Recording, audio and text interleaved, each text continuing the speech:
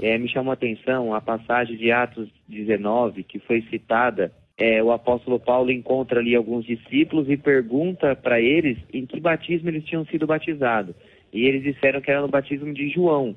E ali, pelo que dá a entender e que foi falar no debate, Paulo batiza eles novamente e depois, após eles serem batizados, Paulo impondo a mão, eles recebem o Espírito Santo. A minha pergunta então, quer dizer que de João até a crucificação de Jesus, houve um batismo e após a crucificação de Jesus, passou a existir outro batismo, que seria o batismo apostólico? Então, houve aqui, nesse texto de Atos 19, um rebatismo? Boas perguntas. Obrigado, Rodrigo. Deus te abençoe. Um abraço aos irmãos da Deus e Amor aí. Amém. Deus abençoe. Amém. Vamos lá, Paulo. Pergunta interessante, né? Boa. Antes da cruz, a C, depois da cruz, descer. A C, descer. Legal. Vamos lá, Rodrigo. Quando você mencionou aí, foram batizados novamente, né? Nós temos, no Novo Testamento, uma dinâmica diferente de batismo. O batismo de João não é o batismo em Cristo.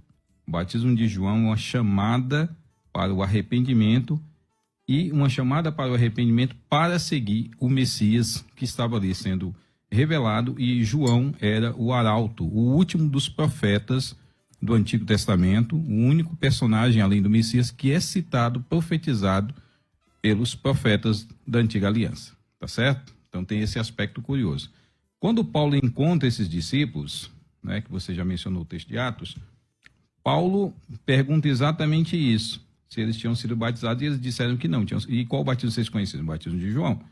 E aí, o batismo de João é um, e o batismo de Jesus é outro, como é indicado no texto. Então, nós não podemos considerar aquilo, César, um rebatismo. Tem muita gente que cita aquele texto como sendo um rebatismo. Mas o texto é claro ao dizer que eles não tinham sido batizados em Cristo. Então, se eles não tinham conhecido o batismo de Jesus, não era um rebatismo, tá certo? Então, entender que existia um batismo antes e um batismo depois, como você mencionou aí, a partir da cruz. Aliás, antes da cruz, porque nós já vemos discípulos de Jesus batizando, os discípulos de Jesus batizavam. Já João não era 4. Não é? João, se nós formos ver cronologicamente o ministério dele, o ministério de João, César, vai desvanecendo quando Jesus surge. Não é no final da vida de Jesus, mas no começo do ministério de Jesus que João passa o bastão, tá certo?